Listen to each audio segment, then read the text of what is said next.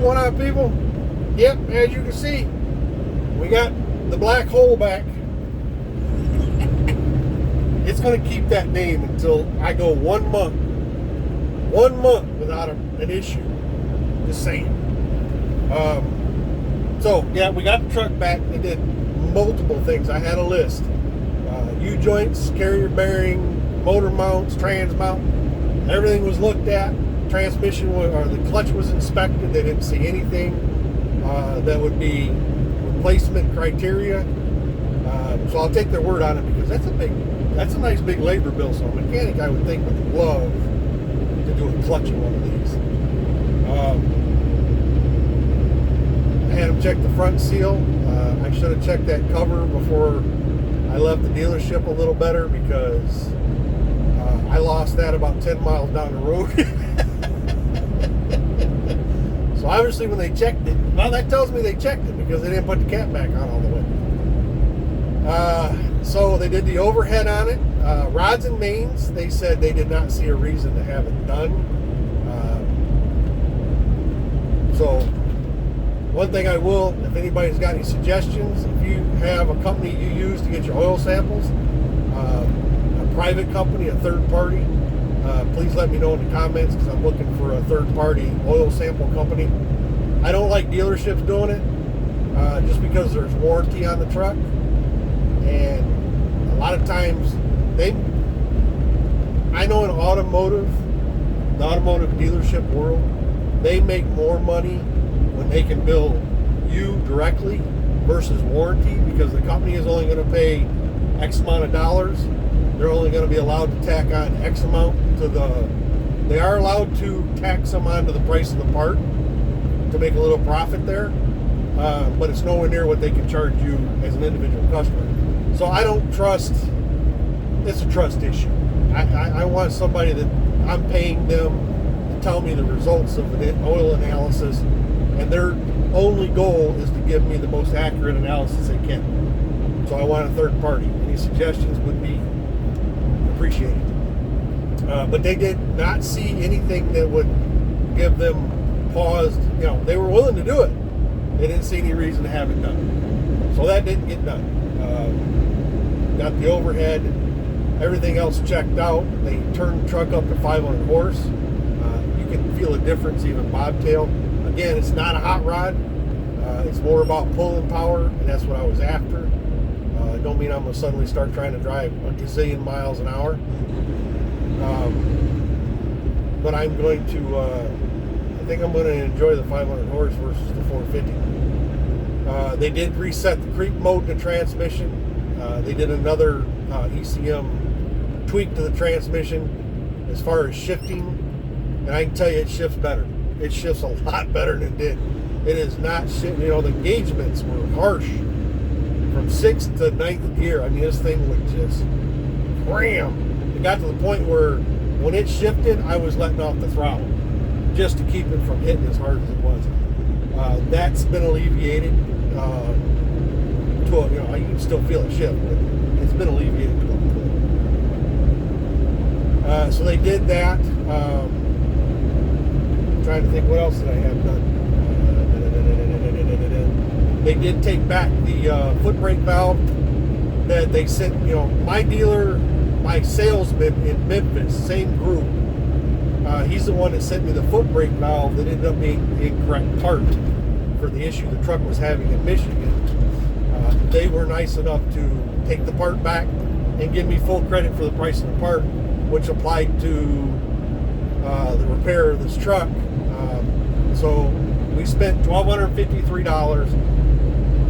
total. That's what came out of my pocket for the repairs.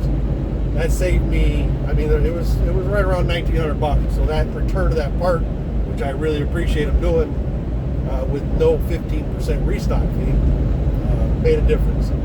Again, thank you. So yeah, she's running good. See, everything looks good, everything feels good. And I did have a 3-axle alignment done. The one thing I will say is I can now 100% tell you that when when I bought the truck, I wanted an alignment done on it. They gave me an alignment report, but they did not do an alignment. This thing is handling 100% better than it was. I mean, it's not all over the road. I mean, it's just not following grooves everywhere. This thing, the steering feels tight in it. So that, that got done. I'm disappointed that it didn't get done through my dealer. I did get an alignment report from the dealer I bought it from. But I can tell you, as a former automotive tech, an alignment machine does not know what truck you're aligning, because you're putting in, generally you put in, like on a car, I don't know, it should be the same system. You put in the VIN number to the vehicle, and it can pull up from its library of knowledge, the vehicle. So you can put any vehicle on an alignment rack and put the VIN in, and it thinks it's working on the VIN. It doesn't know that the truck or the vehicle on the alignment rack is incorrect. I think that's what happened. I think that they never even put the thing on the rack. They just had to the alignment shop they dealt with, which was a third party in the Memphis location. I think they just had them send them an alignment report based off that VIN. So it's disappointing, but I got it done. So it's whatever at this point. We can go into conspiracy theories all day long. On another note, getting back on the Raycon thing, I hate beating something to death, but again, I had another conversation yesterday. You're going to start losing drivers. If any of you, Alex, if you watch this, I'm telling you, buddy, you're going to start losing drivers. You don't get this situation resolved. You almost lost one yesterday. That's the second driver in 2 weeks I've talked back off the ledge. It's got to stop. It's got to get fixed. I can't tell you your business, but I can make suggestions. And this is one thing you need to get serious about. I don't understand the nonchalant attitude toward Raycons. Just so you can see it from our perspective. The only thing I can tell you about a broker is that's who I called, or that's who I emailed. I don't know the status of that broker in F2F. And you can send me, a broker's list all day long. Things change, and I'm smart enough to realize, and most drivers are, that broker list can be outdated the minute we receive it, because things change.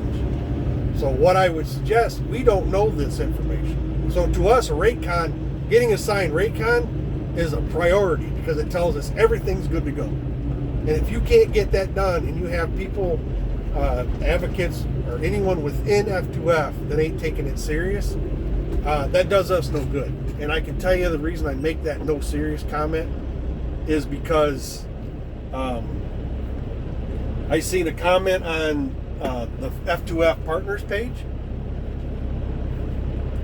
from an advocate that was doing an after hours shift. What I can tell you is the comment they made is they were working after hours.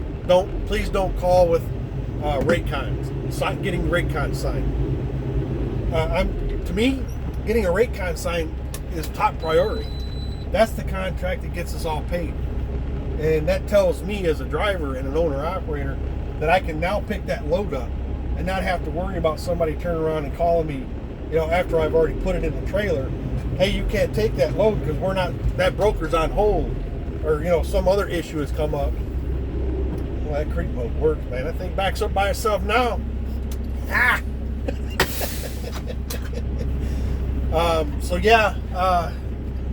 Listen, I can't tell you your business. I'm not trying to tell you your business. I'm not the boss. I'm not trying to run your office over there. I hope you do watch this video. The best way I can explain it is, again, we don't have all the information. All we can do is book the load and get you a Raycon. We don't know if we're not getting any contact back. Now, if the advocate could just reach out and say, hey, you're good to go, we'll get this when we get it, but that broker's fine, that load's fine, go ahead and do it. I've had that done once on a weekend. That would be appreciated. It's just being safe in the knowledge that I know I can now go do that job. and I don't have to worry about somebody saying, hey, you're doing it for free because you shouldn't have picked that load up. That's the peace of mind I'm looking for, and I'm sure a lot of other drivers are too. I'm not a risk taker, especially when it comes to my own pocketbook. But this is not the first time this issue has happened. One suggestion I can make to anyone watching the video that's running with F2F, if you're having issues, especially during a weekday, getting a ratecon done, that should not happen. That should not happen. And when you continually reach out to your advocate and their mailbox is full and you can't get them to pick up the phone and they're not responding to emails to tell you when you can expect to get that ratecon signed, ask for a different advocate. Because obviously they're either overwhelmed or underperforming.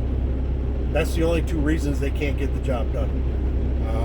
So I'm just saying, I'm not knocking anybody. There's many reasons why, someone's having difficulty staying on top of things. But again, ask for a different advocate. The only thing I can tell you. I will tell you, and again, Alex, I hope you're watching this video. F2F is being picked apart over at Schneider on their Facebook pages, and I know a lot of those Schneider drivers, they've never been anywhere but Schneider. They don't have any knowledge of anything other than the Schneider load board, but they'll claim to know everything because their uncle's brother's sister-in-law's cousin from Jamaica heard that F2F was a bad place to be. So you do have that. I get that. But right now,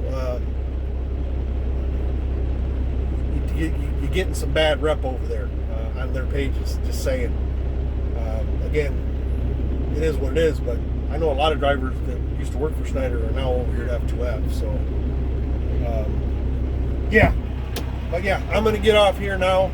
We got other things to do. I got a dentist appointment to get to. As always, I appreciate you taking time. Be safe. We'll talk to you.